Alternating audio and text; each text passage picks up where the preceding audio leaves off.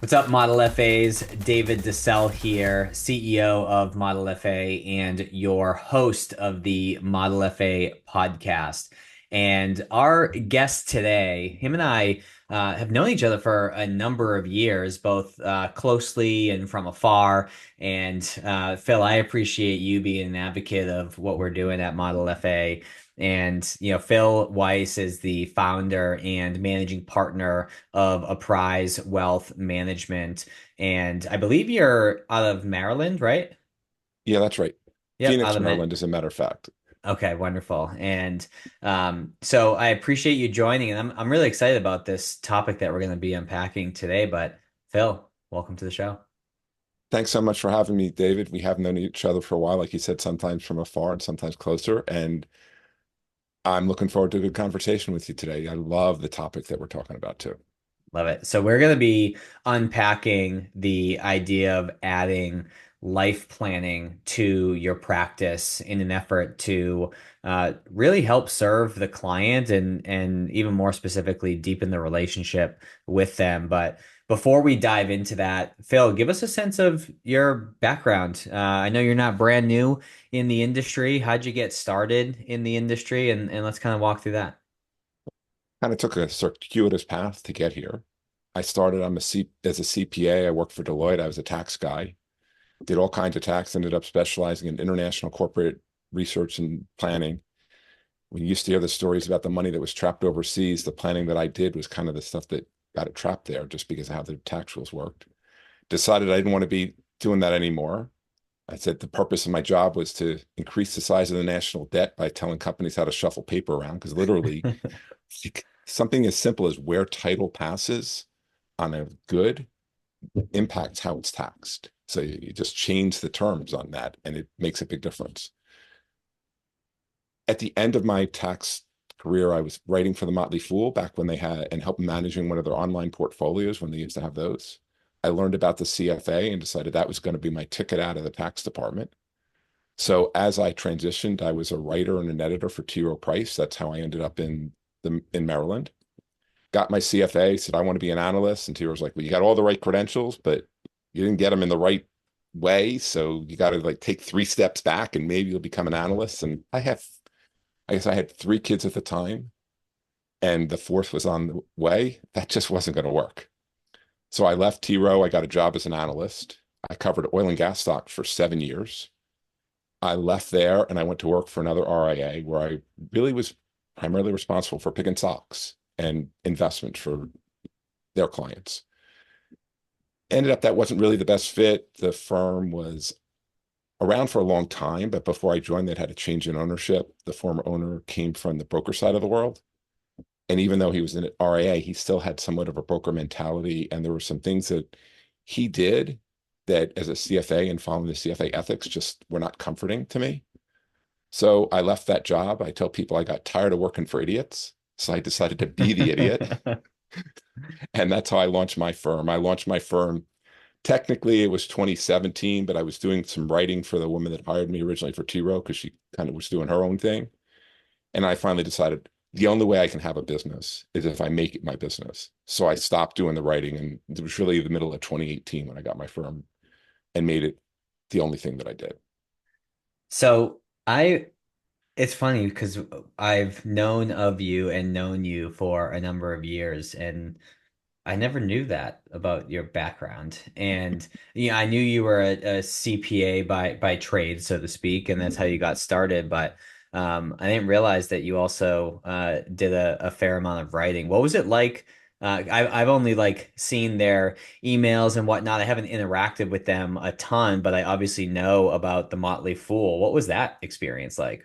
It was a great experience. It was the days when you got paid by how many people clicked Hmm. on an article. And so during the time that I wrote, so the portfolio that I wrote for was called it originally was called Cash Kings, and then it became Rule Makers. So like these were big companies that you thought could last forever, the really strong, sound financial companies. The other side of the coin was the rule breakers, which were the younger emerging companies. And so I learned a lot and I got to do a lot, and it was really a lot of fun. I got to do it. So it's funny. I said I had a background in tax, and one day somebody from the Fool wrote an article about taxes and for the big company at the time was iOmega, the zip drive company, if you remember that. And they had a business in Ireland, and he wrote something about how they were taxed, and like there were a couple things that I didn't think were right, so I decided to email the guy. And as we're emailing, I'm like, "What you guys do? It looks like a lot of fun. How do you get to do that?" I said, "Oh, well, yeah, you can." He gave me a couple suggestions, and I took one, which was Tom Gardner wrote an article about this Cash King philosophy, and then they started a message board, and I started contributing on the message board. And the next thing you know, they were launching an online portfolio. And it's like, we need people to help manage and write about this. Who's interested? And so I did. I said I was. And so they picked me and two other guys, and we would take turns. We would write for a week at a time originally. It changed over the years. But there's still actually one of my old friends from the Fool I talked to just last week because there's still people that I know. I've occasionally reached out to more to David than Tom. It's interesting. I wrote for Tom, but I've had more contact with David since the days that I wrote there, but it was really good. They had a lot of really smart people and there were a lot of really interesting things going on. But the cool thing I mentioned about the clicks. So I wrote an article. I think the title of it was like JDSU, Lucent, and Nortel.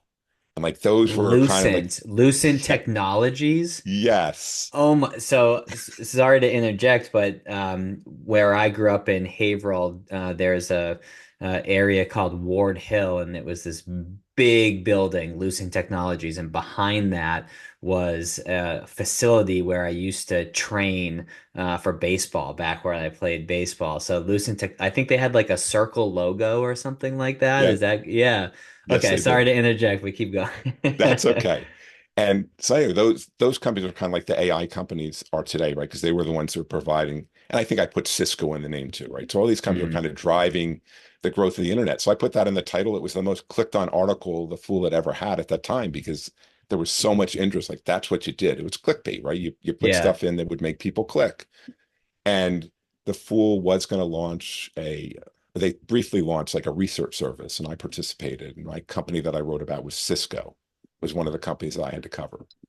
And at one point in time, I had a really good relationship with Cisco. And like when I wrote that report, the head of IR spent considerable time with me and really helped. But then Cisco did a lot of vendor financing. And I I use my CPA roots when I look at stocks. And there were some problems that I had with it. And I wrote about it. And after that, Cisco never talked to me again. Mm. Didn't matter if I reached out. That woman was gone anyway, but nobody else from Cisco would ever talk to me again because I guess they were upset. I didn't say anything that wasn't true. But what happened was vendor finances, what they would do is they'd sell routers to you and then finance them.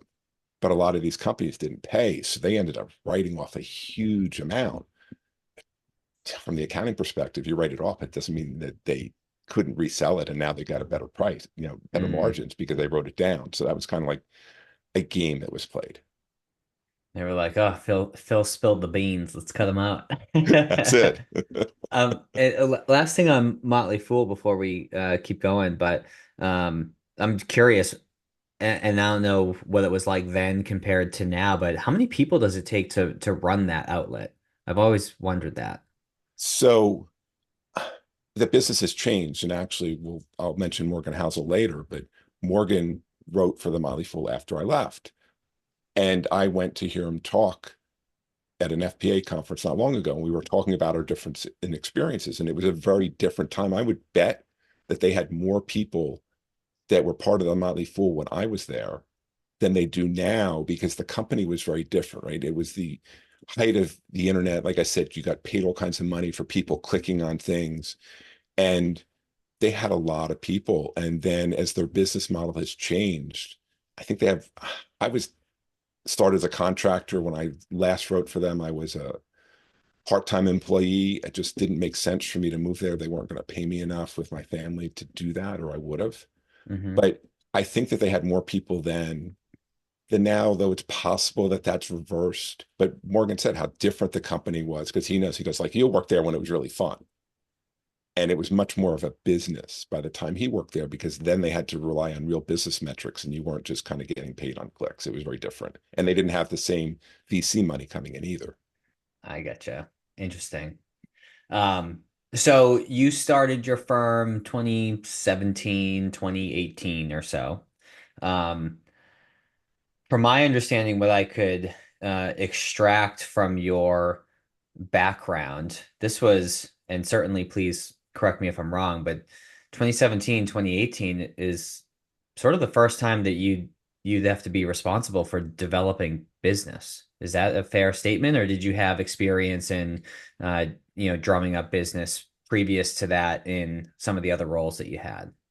No, that's a very accurate statement because I remember, one of the first firms that I worked with to help me was with Pat Brewer, who I know you know. Uh-huh. And I remember being on a Zoom call with Pat after I started working with him. It's like, so how many of you people are marketers? And nobody raises their hand. And he says, well, you're wrong. You're all marketers because how are you going to get business?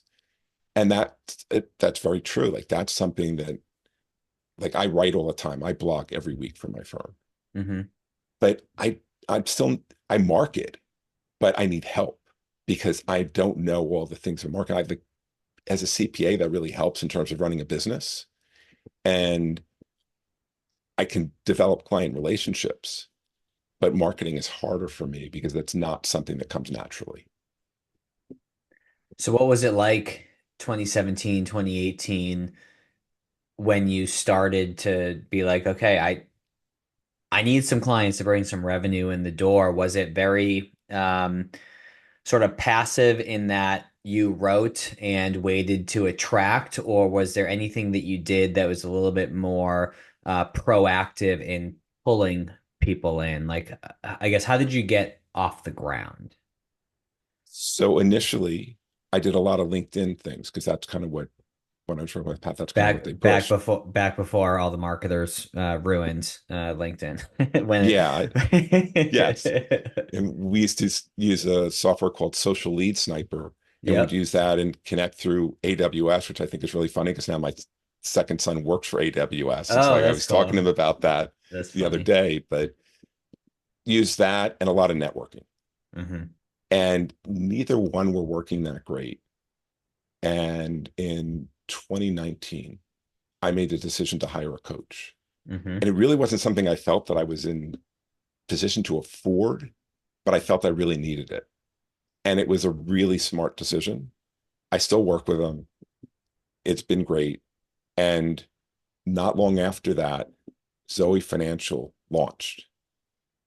And I was one of the first people to sign up. Mm. Since subsequently I don't work with them anymore. I don't get leads from them anymore, but they're a solicitor, so you pay if you get a client. And hmm if I look at my current client base, that's where about half my clients came from was through Zoe.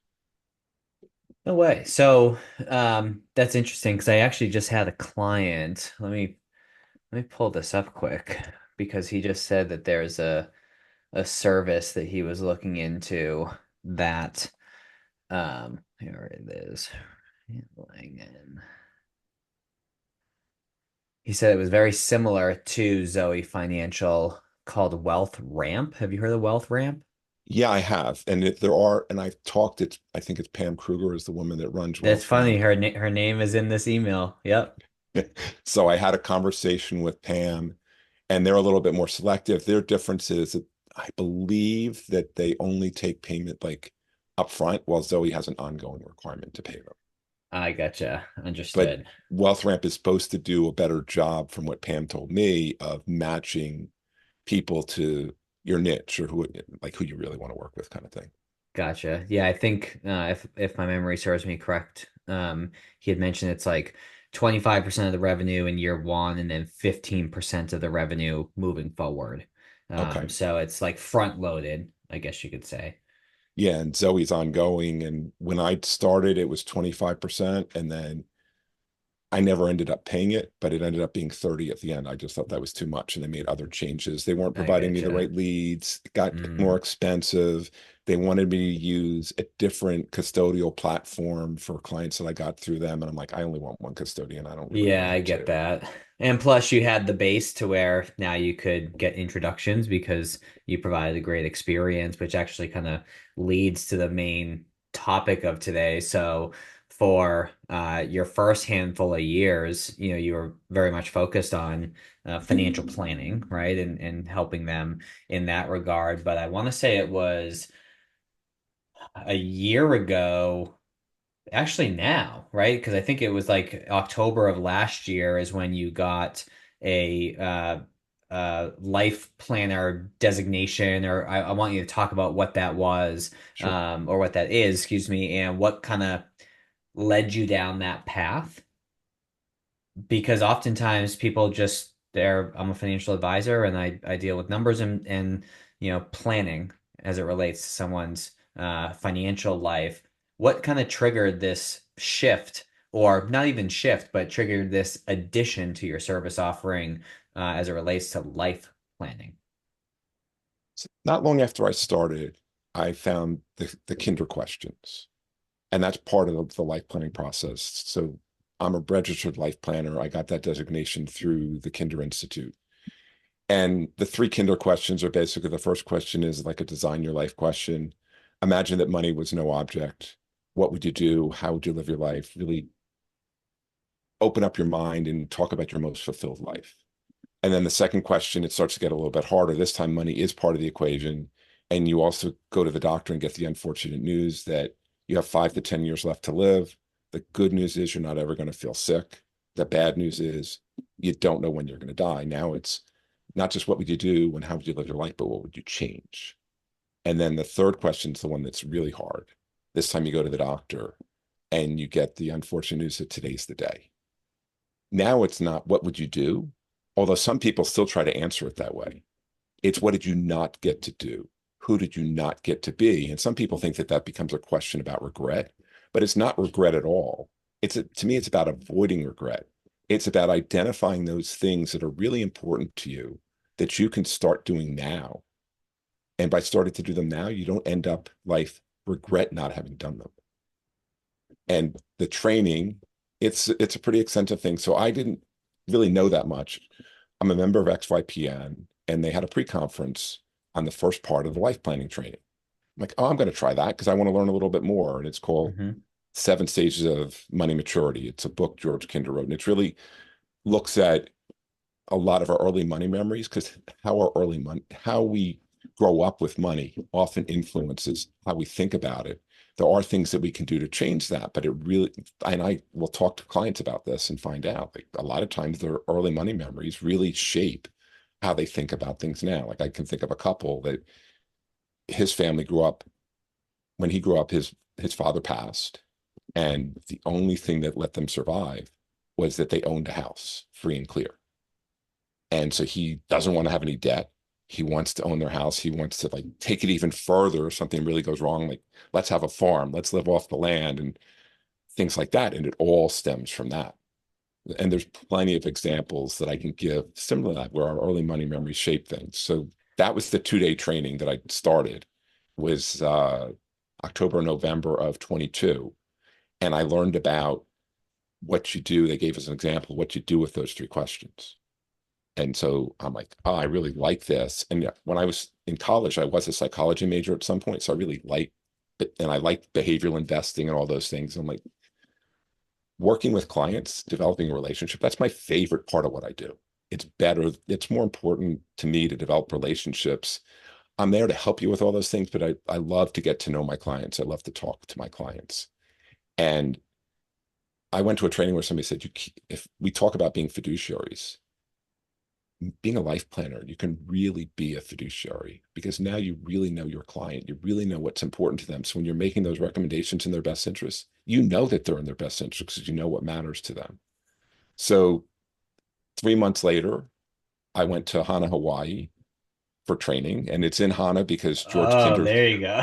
Yeah, I know. Okay, so now you spill the beans and you are now telling the truth as to why you got this designation. Yeah, that's it. And yeah, the reason it's in Hana is because George Kinder, he has a home there. Mm. And when you do it, that in-person training is at his home. We don't stay in his home, but we have the training in his home. And that's a 5 day. If you do it in person, it's a 5 day. It's 4 days in person. You can do it online and it's 5. I did that training. And then when I finished it, I did a 6 month online mentorship where one of our instructors from and so that middle part is called Evoke, because that's really an acronym for the life planning process. And one of our trainers from Evoke and another person that also is an experienced life planner, they guided us through a 6-month online mentorship where we had a cohort, which was really the people that we took the class with in the program with in Hawaii. And you do a case study. So you life plan somebody and you write up your experience and you talk about it. And we write up and critique each other in terms of what we said about our life planning experience, because it really helps you learn how to do it better. And like I look at it, that the clients, like you mentioned relationships, as have I, like it's the best way to really get to know your clients. It's fantastic. Well, it's interesting.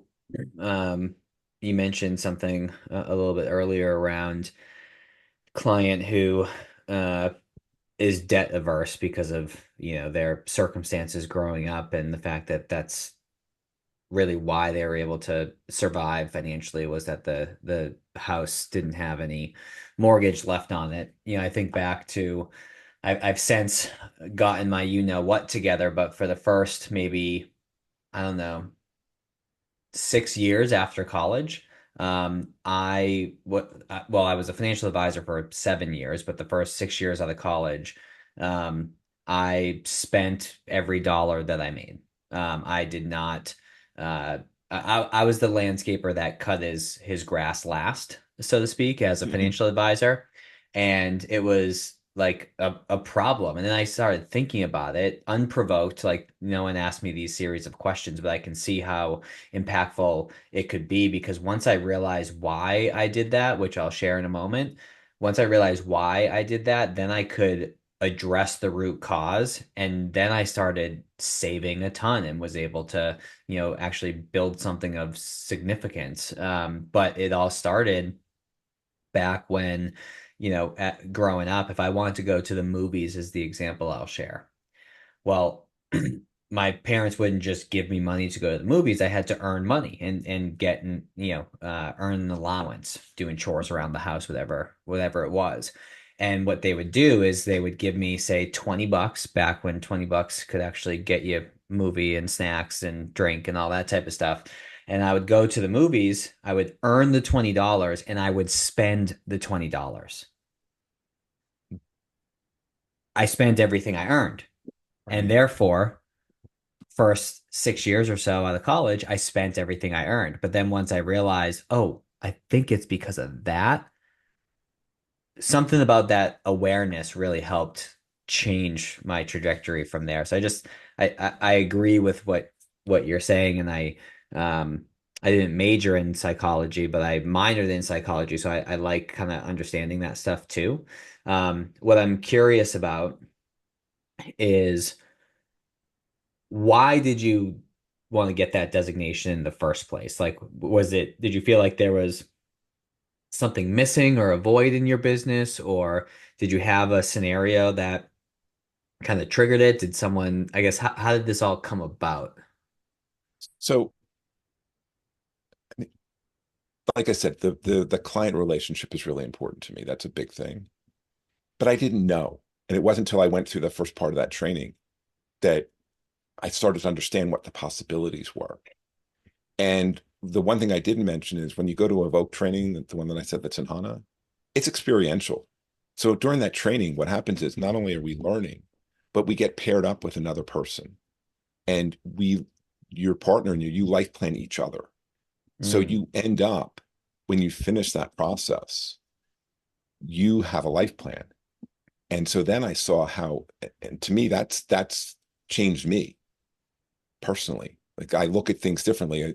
As I read the Seven Stages book, I remembered things that I learned growing up or that I went through growing up that some things I hadn't even thought about in a long, long time. And they became part of my life plan. So I'll tell you a little bit of my story. So in my house, it was the typical thing where my father was responsible for the finances and my mother took care of my sister and I. There's only one thing. My father wasn't very good at it. There's two type of role models, right? You can learn from either one. There's the good ones and the bad ones. Well, mine was bad. hmm We had unpaid bills. We had utilities turned off. He had no credit. all that. It was not good. And when it was time for me to go to college, I said, go anywhere you want. So I went to Duke. Yeah, Duke is expensive. It wasn't as expensive when I went as it is now, but Hmm. it still wasn't cheap. And with the benefit of hindsight, I should have known better, but I was a kid. And so I went to Duke. After my junior year, I had done a lot to stay in school, but I had to leave because I owed them money and we agreed that I had to pay the debt off before I could finish. I was 6 courses from graduating, but I Oh, left. And when it was time to go back, I paid off the debt, but I still didn't have a lot of money. I actually moved across the country. I lived in Arizona because I was in a toxic environment at home. I had to get away.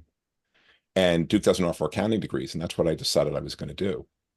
Like if I get my psychology degree, what am I going to do with that? I'm going to have to go to grad school or something else, and that just didn't seem feasible. I ended up coming back home because I thought I'd get a better job coming out of Rutgers and University of Arizona, and I got my accounting degree. And I found out, and I paid for college and rent sometimes with credit card checks. I still didn't have enough money, but I was like, that's the only way I could do it. And I remember the day I looked and saw how much I paid in interest. And I was like, oh my God, I don't make enough to pay this. I hmm. can't do this. So I put in place a plan to make it go away. But meanwhile, my father, I moved back home after I graduated and I found these credit card bills in the mail. They had my name on them. There's only one thing. They weren't mine. My father actually forged my name to open up credit card accounts because he couldn't get credit. And Goodness. yeah. And while all this was going on, my mom had gone back to school. She became an occupational therapist. And I know that the reason she did that was so she could be able to stand on her own. But unfortunately, she got diagnosed with stage 4 breast cancer. She asked me to help. I did what I could, but that's when we found out how bad the finances really were. My parents had to sell their house because they would have been foreclosed on. Those credit cards, I got them taken out of my name, but since my father had at least made them in payments, I let him keep them. Now they were all in arrears. It was a mess. And my mother unfortunately didn't make it. And so my niche that I work with is women facing new beginnings. And I work with them to try to help them avoid going through the kind of things that my mother did. And the first element of my life plan, and I started this, but I'm not nearly where I want to be yet, is that I want to create a scholarship for women who go back to school later in life, but like my mother did. Like that's the item number one in my life plan is that's what I want to do. So that's like the kind of thing. Like it came out of this life planning. I want to do this, and now I can start to do it and and hopefully get to the point where I can really fund it the way that I want to and see the benefit and bring something, and really help people and have an impact on people's lives by doing that too. I love that. Um, I'm I'm curious to know when you started rolling this out into your client conversations, and into your review process or discovery process for new folks. When people think about a financial advisor, I would imagine that most of them think about the money guy or gal that's going to help them. Did you notice resistance to open up on that deeper level? Did you notice excitement? Did you notice skepticism? Like, what was the reaction of your clients when you started to weave this in? It's Most people are receptive. Some people are like, whatever. And they're like, yeah, maybe. And then I can tell you that there's one client that I lost because like you're going in a direction I don't want to go in. And so it was no longer a fit. And that's okay. But I will tell you that there's also times when, like for new clients, I try to do life planning with everybody. And I usually don't meet resistance because I talk about the process in the first meeting. The first part of that evoke is exploration. And that's really just trying to understand, like, why are you here? What made you come to talk to me? And what's your most fulfilling life? Let's really talk about that. And so once you have that conversation, they start to see the possibilities of what this can do. And I think that makes a big difference. But I'll tell you this, the first time I did it, because there are times when you have a client, they haven't done it yet, and it's time. And it was right after I got back from Hawaii. One of my clients emailed me that I'd been working with for probably a couple years at the time. And she said, Phil, I left my job. I mean, I'm taking leave of absence from my job, family leave, which is 12 weeks. I don't know what I'm going to do next. I don't know if I'm ever going to go back. I don't know what this means to my financial plan. I don't know what it means to anything, but I need to do this. And I read the email and I started to email her back. I said, no, this isn't time for an email. This is a time to make a phone call. I called her up and I said, what's going on? And I got some of it, but not all of it. I got the rest of it over time. But I said, let's work on your life plan. So we did. And now, so this was a year and a half ago, a little bit more that we did this. When I talk to her, she looks different because she's happier. She's a different person. It's extended our relationship beyond. Like, she and her husband and her one of her daughters were recently in Washington for a long weekend when her daughter had some days off from school. She told me she was going to be there. My wife and I went and met them for lunch. Right? Because now there's more to the relationship than just being advisor client. She said to me one time that we schedule an hour for calls. It's not enough time. She said, we spend all this time talking about all this other stuff. And by the time we get to the stuff that is on the financial side, I don't have enough time. So can we have longer meetings? Because she says, I still want to have those conversations, but I need to make sure we get to the other stuff too. And I'm like, sure, that's fine. She she then this year, and so about a year after we went through the life planning process, she emailed me and said, Phil, when I was younger, I used to go to baseball games for my favorite team. And I used to see these older women that were working there as ushers, ticket takers, whatever. And I said, I want to do that someday. She's not that old. She's in her early 50s. But she goes, so I went on the team's website and I applied for a job. She goes, I go in, I'm wearing a World Series t-shirt. A World Series t-shirt, team's jersey, and there's all these young kids. And I got the job. And that's what she did this year. She worked for this team all year long. And we're Facebook friends. Like I see her doing different promotional things for the team when she's doing. Look, it's not something she's going to probably do again, but she got the experience. She got to do it and she enjoyed it. And those are the kind of changes because we realized as she went through the process that her and her husband both had really good jobs. They were living on one salary. They were banking the other. So they didn't really need the money so she could do what she wanted. And she has plenty of other things that she does and keeps busy. But she, like I said, she told her friends, I went there to Chicago, where she's based, and met with some of her friends. And when we started to talk about the three questions, she said to her friends that going through that process with me changed her life. And if we can have that kind of impact on people, I, I can't imagine anything better. Well, it's cool because not only is the process having an impact on the clients that you're serving, but I'm willing to bet that you fell in love with your business all over again. You're Yes. just connecting on a deeper, I don't want to say more meaningful level because the financial side is meaningful as well.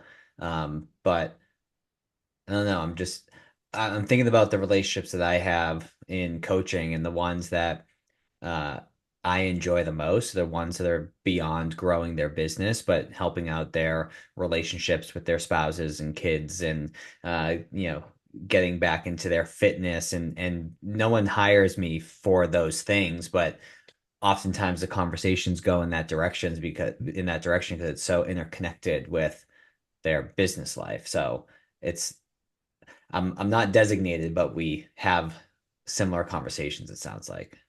Yeah. And, it's funny because when my wife and I talk about our retirement, and she has her time that she knows she's going to retire. And I say, I love what I do. I want to keep doing this as long as my brain works. It doesn't mean that I'm going to be doing it 5 days a week and all that, but I'm going to have my clients that I really want to work with. And I'll continue to work with them and I'll have somebody else that I can be there to help them when they need it, but they can work with people too. Like, I don't know why I would stop because I love it. And this part of it, you're right, it really did. Like I didn't think quite as strongly about that or that way until after I went through this process and saw what it could do. That's awesome. Well, I think that integrating this into your business as an advisor, it's just an additional whether you do it with everyone or not, it's an additional tool to have in your tool chest to meet someone where they're at and be empowered and taught how to have that conversation. And sometimes, and I give you kudos too. I just think about like CPA, CFA. I'm like, okay, numbers, no feelings. And and instead you've gone down the path of like truly connecting with the people that you serve, which is just super neat. No, go ahead. Yeah, no, thank you. And that is one of the things that I've thought about. I'm like, I am this numbers guy, right? But I wanted there to be more. And I don't, sometimes you just aren't sure the right way. And like when I started going through this training and saw what you could do, I mean, even I'll tell you, even when I didn't know what to do, like you take the three questions that I gave you before, and the V in that evoke process is vision, and you make them into a vision. It's like this is where we're gonna go out somewhere between 6 months and 2 years, and I'm gonna tell you this is what's happened, and this is where you're gonna be, and how does that make you feel? And like it also gets your clients more inspired to go and do the things in their plan and to do all that. And that really is important as well. Uh, it's just, but for me, like this was the way that it helped me better connect. And I like the psychology major was still there, Hmm. but I grew up in a world, or so much of my early career was it wasn't about relationships. It was about the numbers and data and putting things down on paper. And this helped bring out in me the way to better communicate and make that a more important part of my business. I love it. Well, Phil, this has been great, and I think more advisors need to hear this and be open to helping people with life planning beyond just financial planning. But before we wrap up, one of the questions that I ask all of our guests is a book that's had an impact on them. And before we started recording, this is it's interesting because it's a book that sure has had an impact on you, but it has a continuous impact on the folks that you serve. It's a book that you recommend quite often to your prospects and clients, and it's The Psychology of Money. Why'd you pick that book, and what's the impact that you've seen it have on the people that you serve? But whenever a client or a friend or like nieces and nephews, that kind of thing, asks me for a book on finance, it's the book that I pick because there's a couple reasons. One, it's really an approachable book because it's written by Morgan Housel, and Morgan's a storyteller. Hmm. And being able to tell stories always makes things easier to read and understand. And that's something that I learned when I wrote for The Fool, too. Like we wanted to be more conversational. We wanted to tell you something that would engage you. And I find the book is very engaging. It really takes a good, if you think about finances and like the idea that if you look at the media, we're always told, got to beat the market, you got to do this. That's not really what investing is about when it comes to planning. It's about living your life, living a life that has meaning to you. Like I talk about the idea that you want to connect your time, your energy, your attention, and your money with your values. So I call that like your team of capital, your team of resources. You want to bring those in alignment. And the last thing I want to do is tell a client that we had a big loss and now you can't do something that you want. Mm. And this book, Morgan talks a lot about that kind of approach. He tells, you know, when I saw him speak at the FPA, like he told stories about, there was another guy besides Munger and Buffett for Berkshire Hathaway. His name was Rich Guerin. Rich's problem was that Rich wanted to get rich quick. Mm. So while Buffett and Munger were sitting there just owning their stock, Rich did other things and he margined. And then there was a bad market in the 70s and he had to sell. And so he missed out on so much. Right. And there's another one. He tells a story about this guy, and there's this big boat, right? You had to go around Cape Horn, and you start in the UK and then you had to come back. And he was not an experienced sailor. And but he felt like for his credibility, he had to be in this race and had to win. And then he got into a situation where his boat was failing. And rather than go back and deal with the failure, he went someplace else, sent in false reports about where he was. Somebody else heard these reports and actually destroyed their boat. one guy decided he didn't want the race anymore. He just went off to Australia and stayed there, or Australia. I think it was Tahiti, not Australia, but it was the same kind of thing, and never came back. And this guy ended up, they found his boat empty and they assumed that he jumped off the boat and committed suicide. But it's a lot of things like that, like just thinking about the idea that it's not about building, like my client that I told you the story about.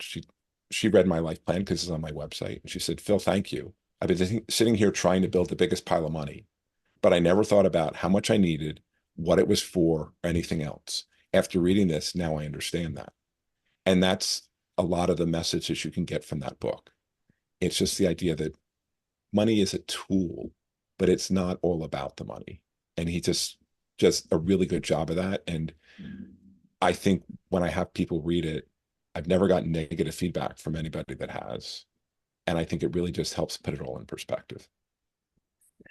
I love it. And it's also cool that you have your life plan on your website. And actually that leads me to my final point. So if folks are curious to learn more or want to tag along for your journey or maybe be inspired by your life plan, where can they go? Where can they find you? So my firm is Apprise Wealth Management. My website is apprisewealth.com. So APPRISE Wealth. If you go there, you can find my blog. You can sign up for it. I have a blog that comes out every Tuesday morning. And you can also get in touch with me. You know, I mentioned life planning. I'm actually, because I think it's so important, I'm going to try my hand at helping to instruct. So in December, I Oh, will help. cool. Yeah. In December, I'm going to do a 7 stages class. And then hopefully in January, I will do an evoke training. Both of those are online. But I just feel like I've heard Carl Richards talk about this. Like if you have something that you can do and you can spread it to others, it's really a network effect in terms of how much benefit it brings, right? So if I can help other advisors bring this to their clients, then the impact that you're going to have just extends it by multiples. I love it. Well, Phil, I know we had wanted to record this a while back, and I was dealing with some hurricane aftermath, and now things are back together. Power is on. So, at the time of this recording, anyways, by the time this is released, you'll be like, it's still hurricane season. No, we're recording this on November 1st. But with that said, Phil, I appreciate your time today. And it's good to reconnect in a conversation like this. And for everyone listening, appreciate your time and attention. But again, Phil, thank you for your time. Oh, thank you so much for having me, David. I really appreciate it. I really enjoyed the conversation and it was good to catch up. And I'm glad that Likewise. everything's okay after the hurricane too. Appreciate it. Have a good day. You too.